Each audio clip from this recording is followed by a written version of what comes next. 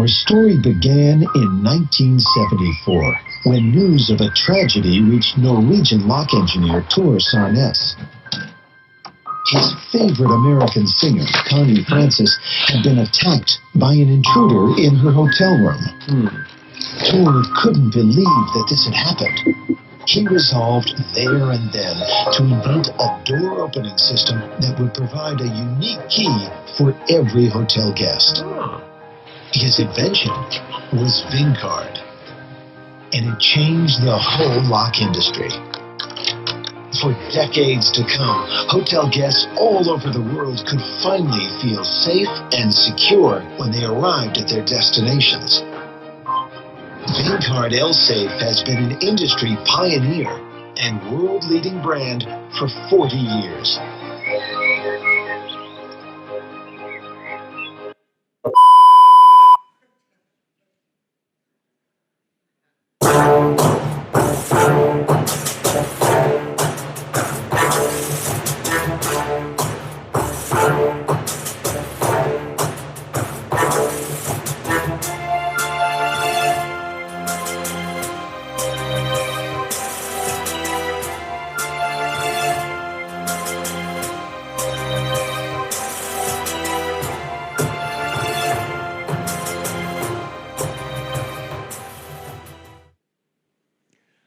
We couldn't think of any way to make it more dramatic. So this system called Abloy Vision is deployed in more than 150 countries, over 42,000 facilities, and it's protecting millions of doors. We don't know exactly which brands are affected, but according to Abloy's own pages, at least these chains are using this brand to protect their facilities. Or if you're more visually inclined, it's protecting places like these, and also these kind of things out there on the sea. We are the Penn and Teller of InfoSec, except that we are not rich, famous, or funny, and the shorter guy actually talks. Right, Timo? Moving on. So we both work for F-Secure, which is a Finnish cybersecurity company, and we do consultancy there. So the story goes back to 2003, when we were attending an invite-only hacker conference in Berlin, Germany, called PH Neutral. And once we got back to our hotel, we noticed that one of our friends' laptop had been stolen from his locked hotel room. We immediately notified the hotel staff, but they didn't really take us seriously. And today, we still can't figure out why, because we were like really, well, anyways. So we boldly decided to go where gender neutral has never gone before, and wanted to have a look if there is anything about this great system called Abloy Vision, at that time called VinCard Vision. So a quick Alta Vista search returns 0 hits. So challenge accepted. That, I mean, if you're new into hotel locking systems, you need to start with building an attack tree. So most people seem to think that all these doors are connected to someplace, but 95% of the market is actually are using passive doors, which means that a typical door or electronic clock only has a battery, real-time clock, and some rudimentary logic behind it. So these are completely standalone. So in order to build an attack tree, there are a few options. So you can go after the mechanical lock, you can go after the electronic lock, access tokens, and the backend system. And we did exactly that. So first you need to understand the target a little bit better. The only thing we had was this. It was a magstripe card that was being used to open those doors. So we went to their website, this is how things looked back then, and started hacking. And by hacking, we mean browsing through FTP servers, because that's how you used to hack back then. And after finding these things from their open FTP server, decided to have have a further look. So one thing that most people seem to neglect is looking at patents, especially if you're looking anything that is not recent. Patents contain tons of useful information. So you can actually have a pretty solid understanding just by looking at the patents, how these things work. And you can find some useful fields, so you can kind of understand what's stored in the access token. And it contains useful pieces of information. Like, I guess many of you know Major Malfunction. He did do some work on magstripes, and most probably was reading the bit stream to the wrong direction because it's actually read when you take the card out. It's 5 times more accurate. Greetings, Adam. So the first thing that we tried was bypassing the mechanical part.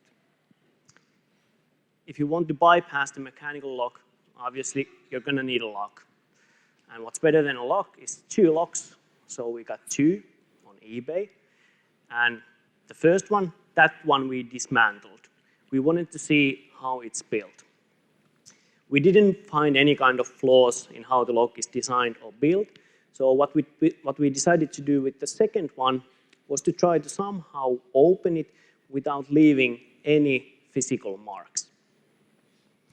We tried things like using powerful magnets to open the lock. No luck. We also tried hitting the lock with a rubber hammer. Now remember, we didn't want to leave any physical traces. Again, no luck. So this path failed. Later, we learned from our Dutch friends that if you want to bypass the mechanical lock, all you need is 15 seconds and equipment that costs maybe £1. The way you do it is you get a coat hanger or a thick piece of metal wire, you slide it under the door, then you turn it up, and then you pull the handle from the inside. In a minute, you're going to see the same thing from the inside of the hotel room. So again, first, you slide it under the door.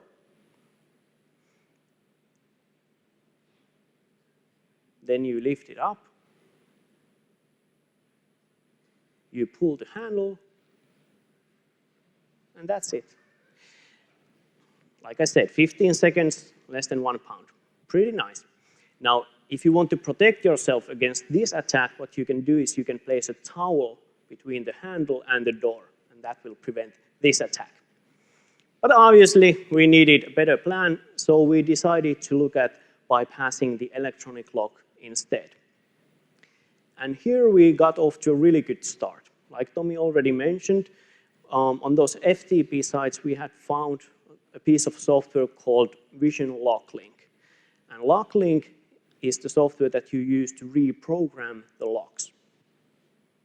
And that's a pretty cool capability to have.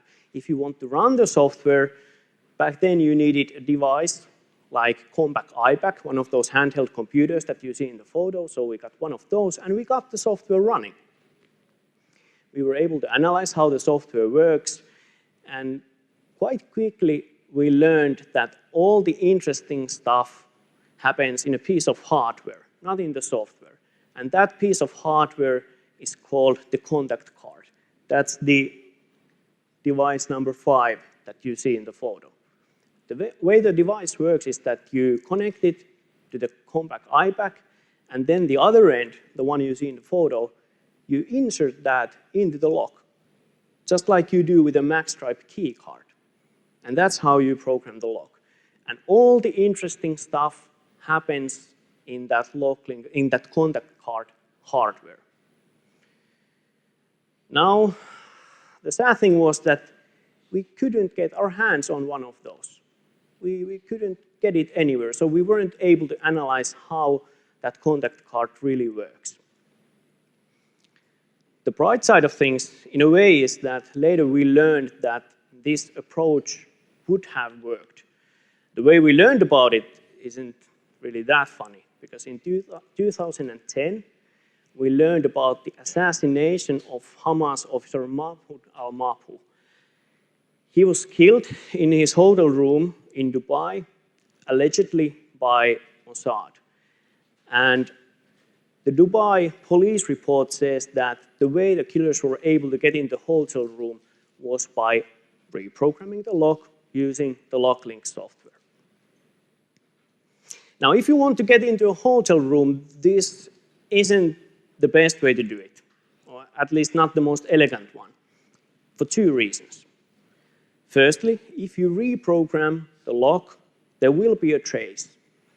You can later detect that, yes, the lock was reprogrammed. And secondly, what if you want to get into multiple hotel rooms? Then you need to reprogram all the locks. So we decided that we need a more elegant plan. So what was left was more or less the access tokens themselves. So here the success criteria would be, first of all, to clone an access token, which should be easy to do. Produce an access token with more privileges. So for example, if I were to impersonate Timo, I would be able to do that, or create the master key so that you would have access to the whole facility. So we came up with a plan. First, understand magstripe. Well, that's easy. You store some stuff there. It's usually, it consists of 3 different tracks, or if you're from Japan, you might have a 4th track on the front side of the card. Unfortunately, well, yeah, this is how it looks like.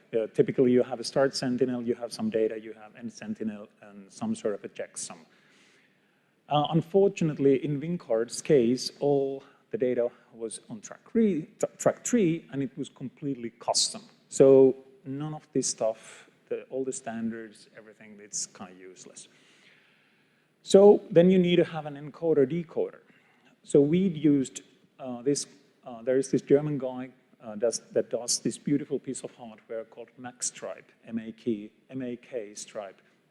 And it's completely passive, meaning that most of the encoders, decoders, they do their work on a hardware level. This doesn't do any encoding, decoding on the hardware level. Instead, you're using this piece of software that shows you here on the upper right-hand corner, you see the swipe speed. In the middle part, you see the modulation. And then, for example, here on the lower right-hand corner, you can see how many times that card has been used. For example, here you can you can see that it's been reused. This middle part here is super useful because many of the copy protection schemes on magstripe cards actually use double modulation. So the first part of the stripe might contain one type of modulation and the second part will use a different one. But with this type of hardware, you can analyze and make a copy of it. So if you need to have a few parking cards, this is the way to go. The next thing was to get hotel cards. And by hotel cards, we mean plenty of hotel cards, like hundreds and thousands and so on. So that you have enough stuff for the analysis part of this project. Luckily, we have friends in low places. Greetings to Mikko Hyppönen, who travels like 250 days per year. And he has provided us plenty of these cards. Then you need to reverse engineer the data on these tracks. It looks like this. And it's obvious that you can not do anything with it. So you might be able to deduce something out of it. And we've been very, very successful owning other hotel locks with this approach, but it didn't work in this case at all. So we failed, and at this point, we just needed a plan. So the new plan was that we need to acquire the vision software and then reverse engineer it and come up with clever techniques. Luckily, we have internet, so you Google it and you find the software. And then you reverse engineer it, and it didn't really work that well because it's a really, really complex piece of software. So we had to do some reading, about 500 plus pages, and then understand how it works. So we drew this map, this small mind map. When the Assabloy guys saw this, they told us that we have a better documentation of their system than they do.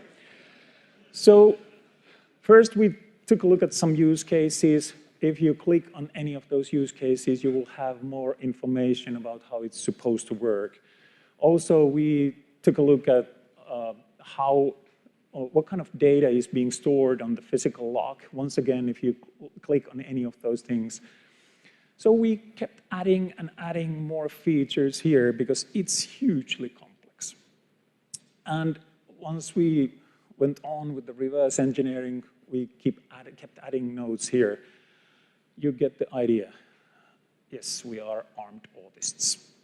And then the next step is to build a hotel.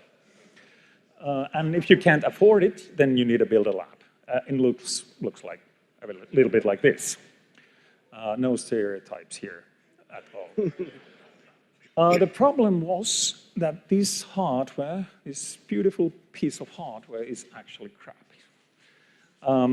We noticed that if you were to swipe the same card twice, you would get a different result every time.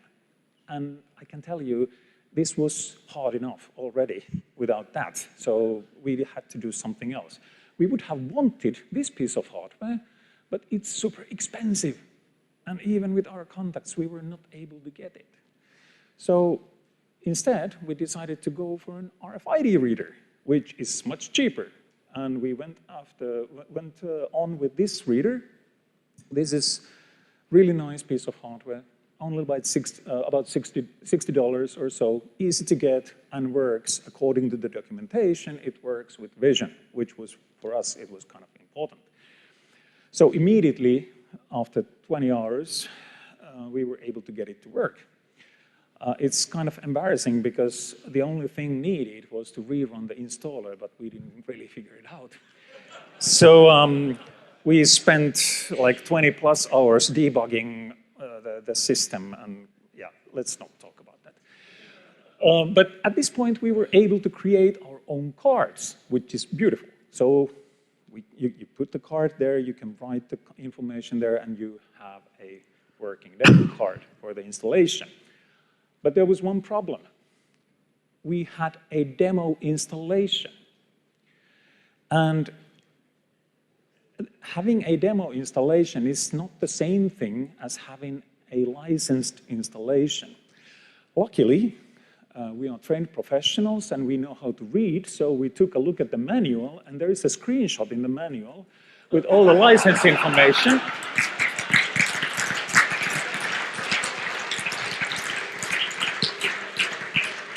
So we registered our copy of Vision, and it was fully functional.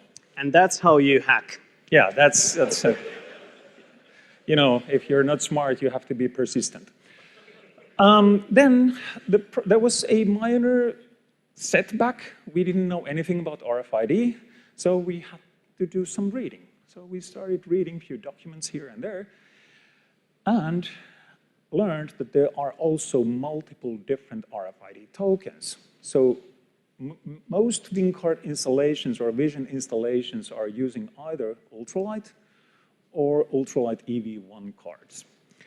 These are not secure cards.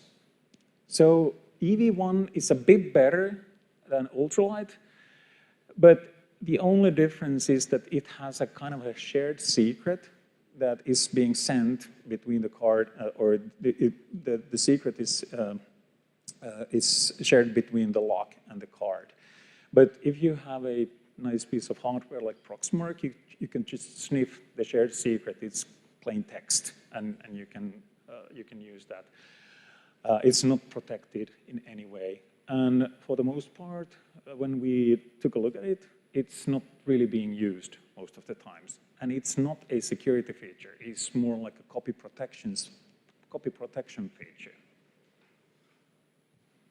Now that we had a working lab, we were finally able to start really reverse engineering how the software works. Now, unfortunately, we cannot disclose all the details of how the hack works. Although Assa Abloy has already issued a patch, and we know that many hotels have also used the patch to fix the hotels, there's still so many vulnerable hotels that we don't want to put innocent hotel guests at risk by publishing all the details of how the attack works. That said, once we had plenty of those RFID hotel key cards, we started looking at the data on the cards. And we immediately recognized a sequence of 33 bytes. It was something that looked very familiar, and the reason is simple. It was the same sequence of bytes that you had already on those magstripe cards. So you had the same structure. The way the data is structured is that you have a very simple single byte XOR encryption. The first byte is the encryption key, and it's also the checksum for the rest of the data. Once you decrypt that simple encryption, you get something like this. So you have multiple different logical values. Let's say you have a 1 byte logical value. It might be that you need to get 5 bits from here, then you get 2 bits from a different offset, and then the last bit from yet another offset.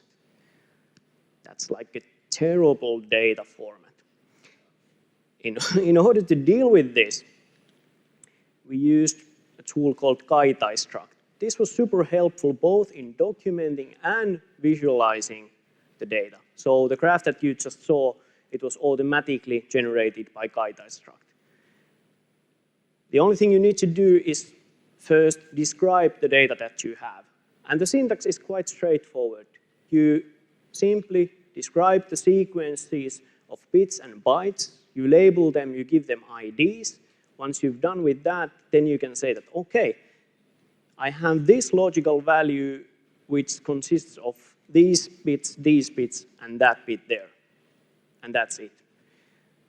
The added bonus is that once you have done this kind of description, then you can automatically generate a deserializer for your favorite programming language, which in our case was Python. So quite a handy tool. Now that we more or less understood the structure of the data, or at least we thought we did, we started our quest for the master key.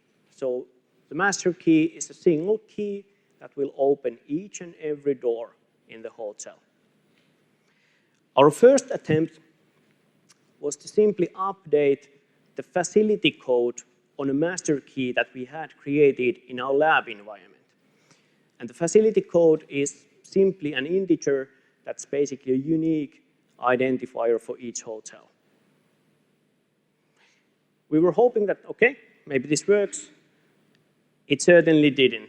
I mean, now looking back, it would have been too easy, but it was worth a shot. We decided that we need to try something more simple. And we tried cloning a key. So taking a regular guest key and then cloning it to a physical RFID tag. This also failed. And this was supposed to be simple, come on. At this point, we were quite humble, so we went back to the drawing board, which in this case means IDA Pro and Immunity Debugger, and did some more reverse engineering, and we learned that the last 4 bytes that you have on those RFID tags, those are a checksum that's calculated from the RFID unique identifier that you have on the card and from the facility code of the hotel. So those are the 2 inputs for the checksum. Now, obviously, if you try cloning a card without being able to generate the checksum, it will fail. And the reason is that if you have 2 cards that have different UIDs, the checksum will also be different. We didn't use one of those Chinese cards where you can control also the UIDs. If we would have used those, then yeah, we wouldn't have had this problem. In any case, this is something that we had to learn in order to be able to generate those master keys. Now that we were able to create physical tags, clone physical tags, the next logical step was to try to simulate a key. Because the hardware that we were using was Proxmark 3, and it has the capability to simulate MIFARE ultralight cards. Like, this should have been a walk in the park, and it failed. And figuring out why this one didn't work, I think this was one of the most challenging parts of the project. You will soon learn why. I went back to the documentation. This is the state diagram or the state machine of one of those ultralight cards. In order to write anything to the card or read anything from the card, you need to reach this state that's called the active state. And in order to get there, you first need to go through this protocol called anti-collision. What it simply means is that if you have a reader, and within the radio field of that reader, being a lock in this case, if you have multiple tags, let's say you have 2 RFID tags, there needs to be a process for the reader to say that, okay, who's out there? Then both of the tags say that, yeah, I'm here. And then what the reader does is says, okay, now you, shut up. You, I'm talking to you, tell me more about yourself. Okay, thanks, I'm good. Now you shut up. You, tell me more about yourself. Okay, and then the reader can decide what is the tag that it wants to talk to. If you simplify this a bit, you can think of it as a handshake between the reader and the tag. So imagine when I realized that we're not reaching the active state because that anti-collision protocol, the handshake, fails. To illustrate this, we literally were able to sniff the traffic between the token and the lock. And our payload was exactly the same with the payload of the card that we had cloned. And it didn't work. Our clone didn't work, but the real card worked. It was kind of an out-of-body experience because you're looking at 2 identical dumps and one works and then the other one didn't. So we went back to the documentation and we started reading the ISO standards for the radio communication. And man, this is a lovely standard and protocol. Depending on the command that the reader sends to the tag, and also depending on the data, depending on the last bit that the reader sends to the tag has to wait a different delay. And that delay depends on what was the data sent from the reader. And to make this even more complicated, it's not like the high-level data that you work with. It's the low-level radio frequency data, including the parity bits. So it took some time to figure out that the problem in the Proxmark firmware is on how this delay is handled. Once we understood the problem, the fix was easy. It wasn't that many lines of code. So we made a pull request. It was quite quickly merged to the Iceman fork, and hopefully nobody ever has to suffer from this same bug again. Now, don't get me wrong. Without tools like Proxmark, we couldn't have done this. I mean, if we would have had to create a tool like Proxmark, design the hardware and do all that stuff, I mean, we would have failed. But still, it was quite surprising to us that Proxmark has been around for years, and I guess nobody else stumbled on this bug. So I'm very happy that this way we were hopefully able to give back to the community at least a little. Also worth mentioning is that the emulation on Proxmark worked sometimes, because if you were lucky to get the right data pattern, the emulation would work, but very often it wouldn't work. It actually depended on the RFID UID that you have on the card. So if you simulated a card with the right kind of UID, it magically worked. Wasn't that obvious to figure out?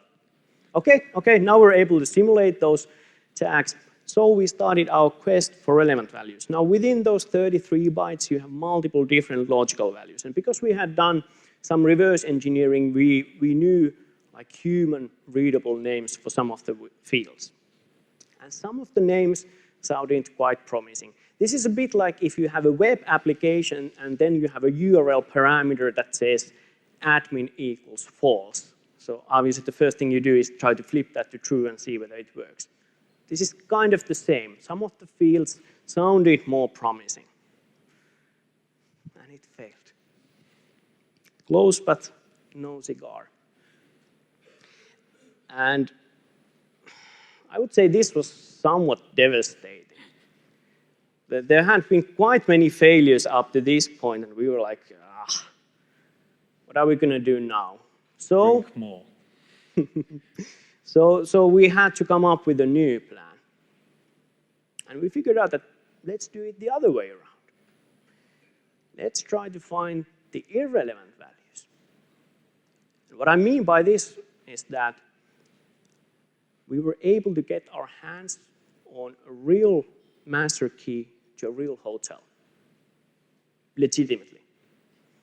We got one. That's the official story, and we're sticking to it. Yes. Right? So we got one of those master keys, and what we did was we started corrupting the fields on the card one by one.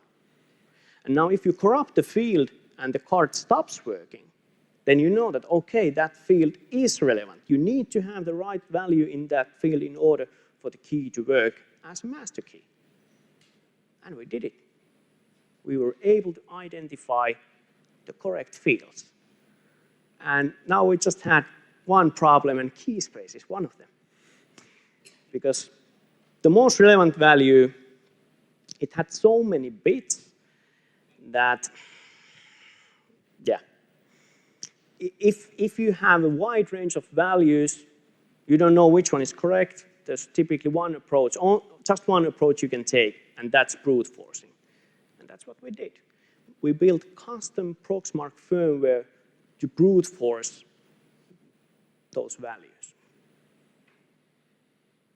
If you want to build something like this, it's not that difficult because there's already the functionality to simulate a card. The only thing we had to do was simulate one card, then change the data a bit, simulate again, change the data a bit, and simulate again.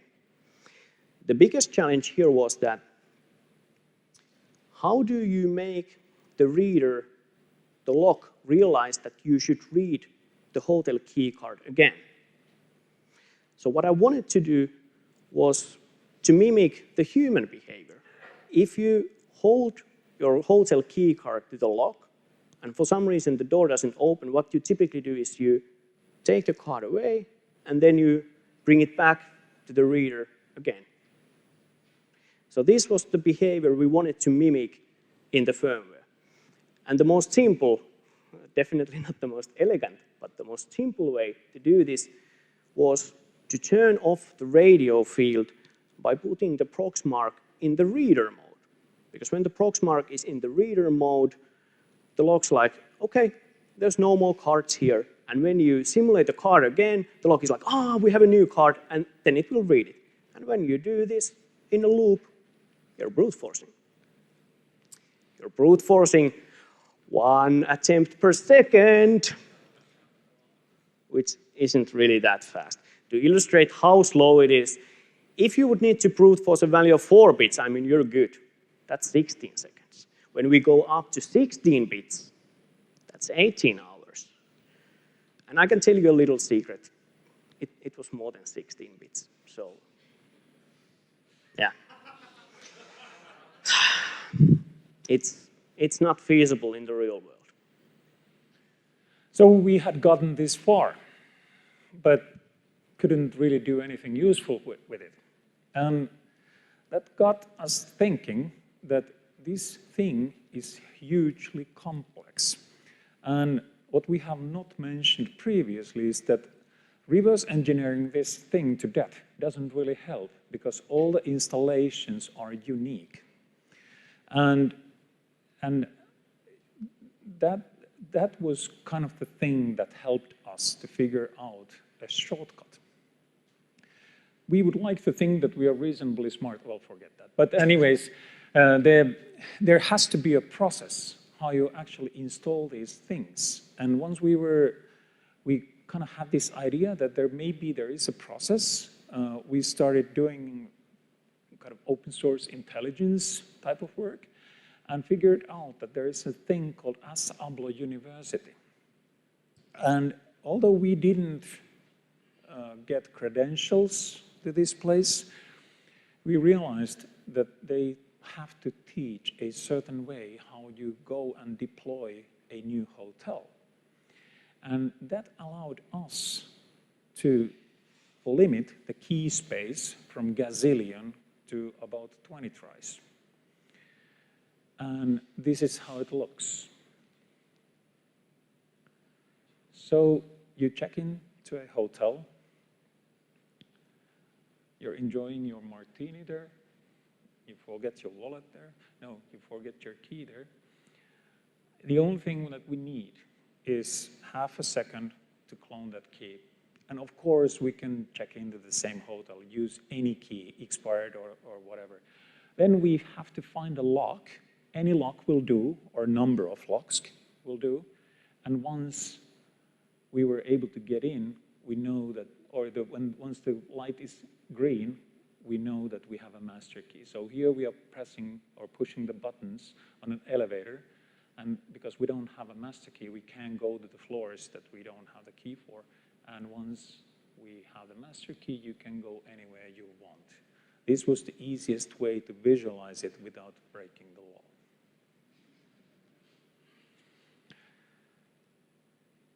So let's talk about being a ghost. To recollect, or to go this once more, we need the prerequisites for this attack is a key card. And any key card will do. It can be expired, it can be from your stay 5 years ago, it can be the key to the garage door, to the gym, any valid key card for the hotel will do. Employee key card, you just name it.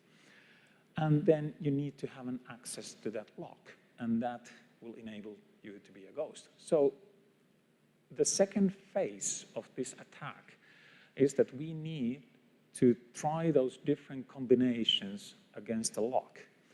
And we can do that against a single lock.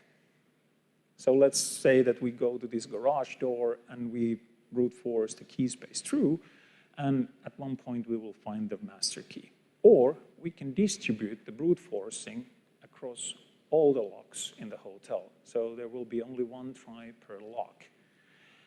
And this effectively will leave an audit trail to those locks. And each and every lock will record 600 events per lock, if you happen to have the most high-end version of the lock. And what's stored there is the user ID code, area code, time of the event, and then a few bits. The problem here is that we control all the values except timestamp. So there are multiple ways to do it. We can either overflow the buffer so that it will only show valid entries, or we can impersonate somebody, or we can pretty much do whatever we want. And the thing that makes this even worse is that, remember this? There are those doors, they're standalone. So in order to read that audit trail, you need to use a DDoS network, walk to the door, put this thing to the lock, read out the log, and then go to some other place and analyze it. And we think that nobody will ever do that, especially when the only thing that you can trust is the timestamp. So that makes you a ghost. So the only thing left was pose like a boss.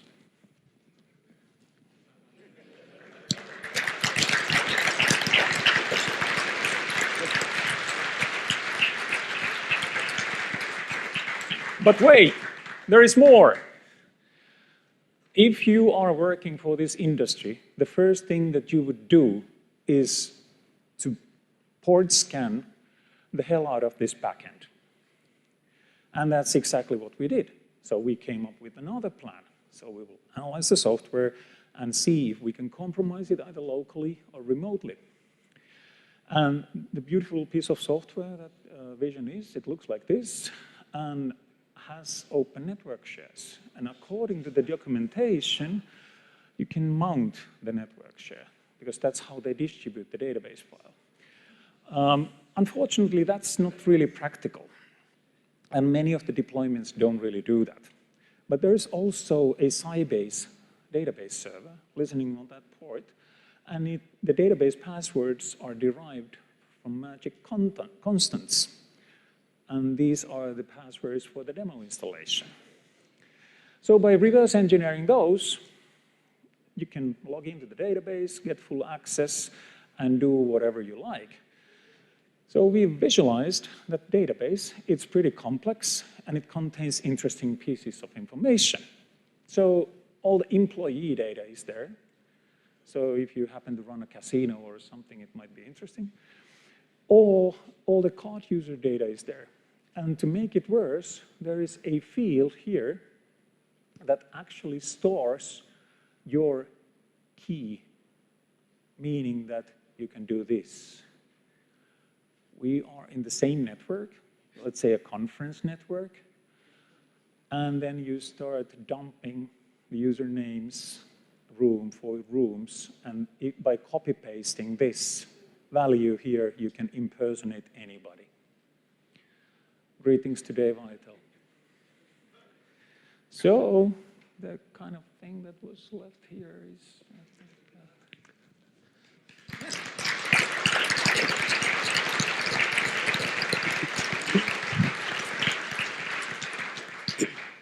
conclusions.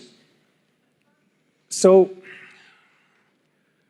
like mentioned earlier, if you're not smart, you have to be persistent. We are not saying that this is something that you cannot do.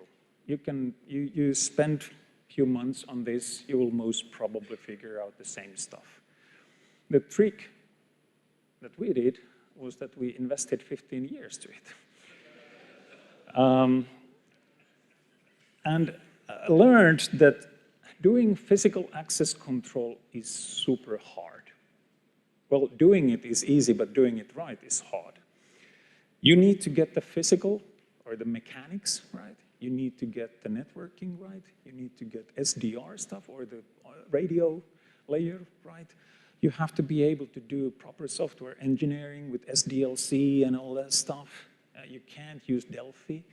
And so on. So it requires many things.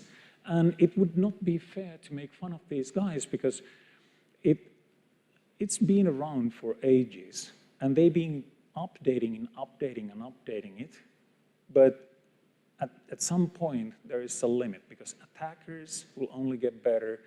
And it's more difficult for a defender to be able to protect this kind of proprietary thing. So we would like to thank our Subloy guys. They took us very, very seriously from the beginning, as their press statement says. We met with their CTO and their head of engineering and told him, basically worked 12 months with them so that they could protect their customers. We would like to also thank lots of people that we have met over the years, many of them being our friends.